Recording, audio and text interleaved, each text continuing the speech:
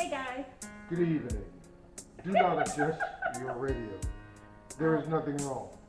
It gets weirder and weirder. Okay, so I'm Niecy, I'm Chad. and we decided to take a little time to do what I'm going to call a marriage moment. And this is inspired by Chris and his nonsense. But it's really kind of all about Chris and the notion that he is not attracted to Paige. He kept mentioning that he's not 100% attracted to Paige. The problem was, first of all, he made a lot of comments which suggested that he did find a lot of things about her attractive. Mm-hmm. For example, he mentioned that her smile lights up the room, and she does And have it a does. beautiful smile. She's got a great smile, yep. She has a gorgeous smile. He mentioned that he thinks she has a nice physique. I think he told that to her friends. I believe he told that to her. Mm-hmm. And of course, we know his daddy thought she was quite attractive. Mm-hmm. You know what I mean? Right. So my question becomes, well, she's got a pretty smile. She has a nice body. You were intimate with her twice. Multiple. Yeah, apparently 3 times, Yeah. now that you mention it. And personalities seem to click. So if that's not an attraction, then what's an attraction? To him. To him. And so here's the thing. I don't think Chris lacks an attraction to Paige. I don't. I think Chris is worried about what he thinks other people think. So he's got that dreaded disease of really letting too many other folk get involved in his business. Exactly. So he brings up the fact that he normally dates quote unquote ritzy girls, and he mentions the term trophy wife, and he said Paige wasn't a trophy wife, which then of course makes you wonder, okay, what does he mean by that? Now most people would have sense enough to know that trophy wife is not a badge of honor, it's not a compliment, but he seems to think that's what he's looking for. So again, do you have thoughts on what you think he means by that? I think he, means one of those girls who is more slender. But she's not fat. She's not. She's got a nice body. He mentioned that. And see, so here's Several times. Here's the interesting thing, Mhm. is that girls with Paige's shape, in my opinion, from what I see on social media, and trust me, I am a social media expert.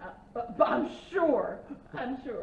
But Paige seems to be the more favored type girl than the slim. Right.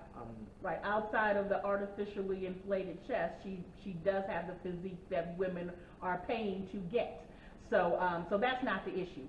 Here's what I think. Mm-hmm. I think Chris is caught up. First of all, he's built up this image in his head. He's a narcissist by any definition, okay? Right. So he's built up this definition in his head of what he thinks this perfect image is. Because all he is concerned about is that people are impressed with Chris. Mm-hmm. And so I think for Chris to complete this puzzle, he has to have the woman in this picture that he believes other men are looking for, or the stereotypical prototype of what's considered to be so-called the image of beauty in America, which basically these days is going to be either bombshell blonde or fake Kardashian, or really, these days the Kardashians are fake blondes too, or whatever. But I think he's so caught up on this this image of beauty that is really about European features, other than the body. The face has to be the European features, but then the body has to be these impossibly, Barbie doll measurements, which really you can't get naturally unless you're black. Some black women can do it, but even still, even with the waist, most of this you really have to do by either starving yourself or doing the waist trainers, which they say really are not good for you. They really push things in places where they have no business being. But just this impossible image that really at the end of the day kind of says something about what you think of a beautiful black woman. You know what I mean? And what he thinks of himself. I mean, Mhm. you know, most of those people most of the images that you're talking about are, you know, the make-believe stuff. Mhm. It's not real. You know, it's so he's like the London look kind of a guy. Is that what? London look? The What does that London look mean? the girls, they're skinny, they're got bobble Babe, hair. where you get that term from? Oh, the London look? The London, yeah. Is that, Oh, the London look. Well, what we're talking like here's 60s the or something? no, here's the What are we problem. talking The about? London look is a thing right now these It days. is. The problem is we don't have a lot of them here because we have dental care here. But but the Well, London. who said the London look? Where'd you hear it? Oh, I've seen it a lot of places. Really? These girls supposed to have the London look. Oh. As a matter of fact, I'm watching TV the other day, Okay. and this commercial comes on for. Okay. Oh, okay. Yeah, that's our subject matter expert is right. Okay. Here. Okay. But they were talking about the.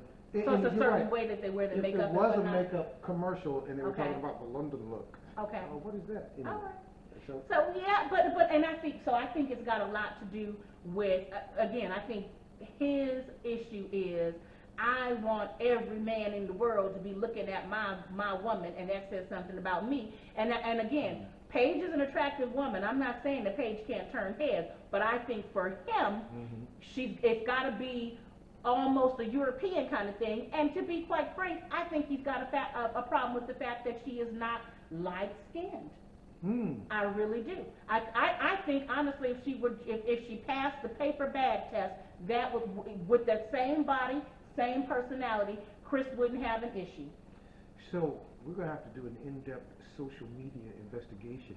See if we can't see some folk that he was with before. Yeah. And you're right. It just might fit that category of. We've got to come up with a name for that kid. For which category? The fake Kardashian. Well, you can call it right there.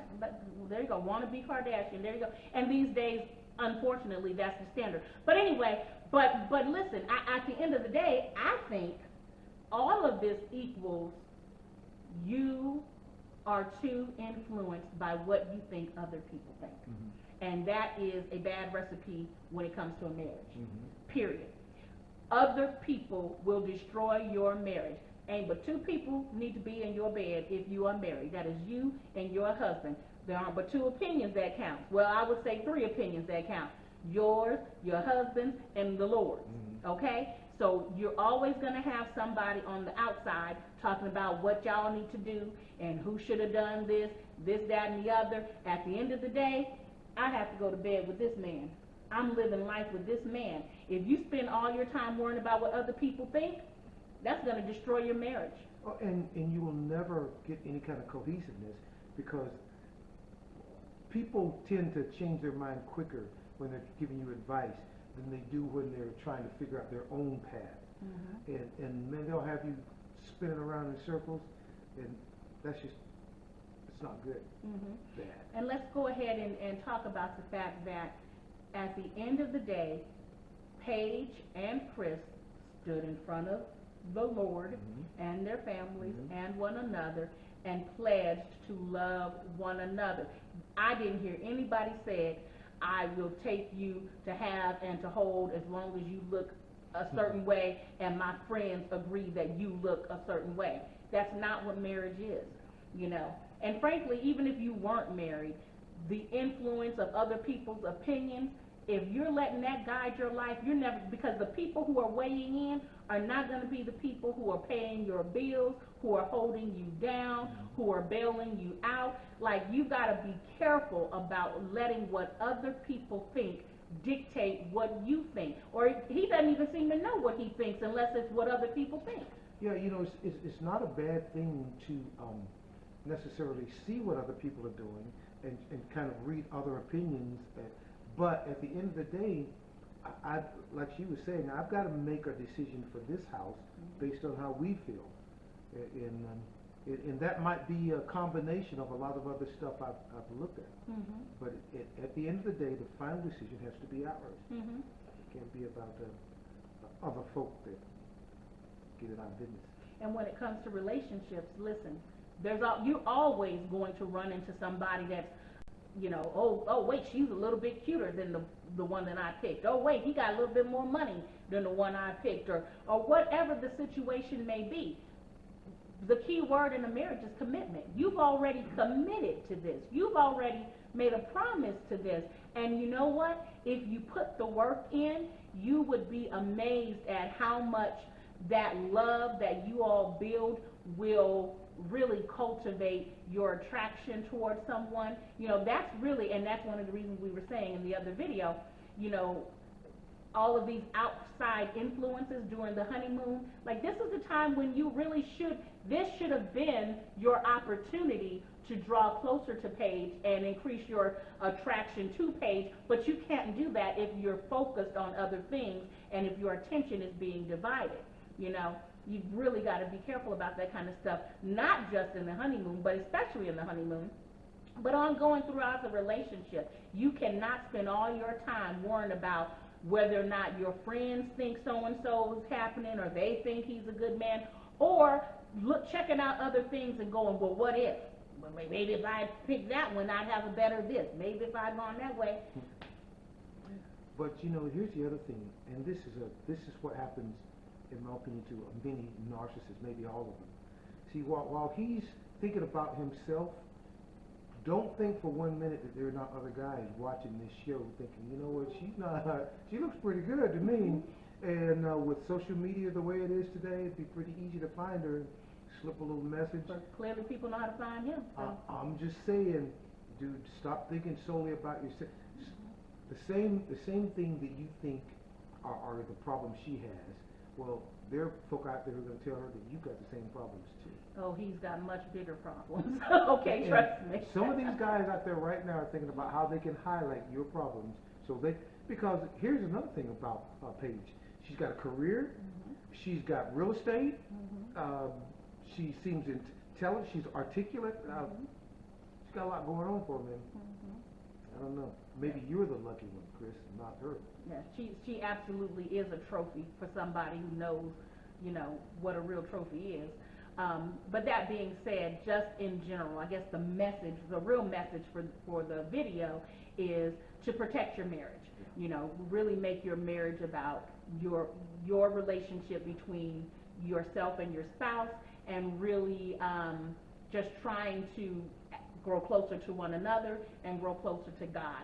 Be careful about allowing those little foxes from the outside to destroy the vine of your marriage that you are cultivating. You know, that's definitely a recipe for disaster. Yeah, 'cause if they come and give you some advice and you do it and it messes up, well, they run home and you've got to deal with the mess. So if you got to deal with it, then you might as well have something to do with figuring it out. In the words of Bertus Manley, who gave us some advice when we got married 22 years ago, she said the most important thing to remember was to keep other people out your business. That's the diplomatic version. Right. Absolutely. Absolutely. So, and that's not to say, I know I'm belaboring the point, but that is not to say that you don't want to seek wise counsel. But you don't tell all your business, Right. and you only seek wise counsel. Married women don't need advice from single women. Right. Married women don't need advice from foolish women. So the first person you need to ask for advice is the Lord. You know, break out that Bible, get on your knees, and then if you really need a human input, that's fine, but let God lead you to somebody whose word you can trust, somebody who knows what a marriage is supposed to look like, as thus said the Lord. You know, but don't take everybody's opinion, doesn't matter. Public opinion doesn't matter. And for the record, most of what you're going to hear on Oprah and Phil Donahue, how old am I? I meant Dr. Phil. Dr. Phil. But anyway, most of what you're going to, all this advice, all the memes and whatnot, most of this advice is great advice for people who don't love the Lord. Right. Okay? Because what you do when you are a child of God and trying to do things His way, and what you do based on common sense, these things, His ways are not our ways, His thoughts are not our thoughts. So you can't just go with what your heart is telling you, because the heart is deceitful above all things, and you can't just go with what your feelings are telling you, because, honey, there is no good thing in your flesh. You need to know what God is saying. Look, well, since you went there with it, and we're going to be taking up offering in just a minute, but let me just say this. Don't be afraid to open that Bible and read it, even if you have to get one of the Translations of the New Version. Get that, because Amplified, that's a good one. yeah, because if you believe in the Bible, it says there's no new thing under the sun. So whatever it is you're going through, somewhere in that Bible is an example of it. But the only way you're going to find it, the best way you find it, is to open that thing up and read it for yourself. Even if it's just a few minutes a day or every other day, whatever it is, find your pattern or your ritual or whatever it is, and read that Bible and let it become a part of who you are. Let it become a part of your decision-making process. I think you'll find yourself coming out better in the end. And now, we'd like you to get your offerings together. Ignore him. All right, so that was our marriage moment. We hope it blessed somebody, that somebody got something out of it. We'd like to hear what you thought, like to hear what you want to talk about, if you want to talk about some other things. And by all means, please like, subscribe, comment, and come back. Thank you. Love you. God bless.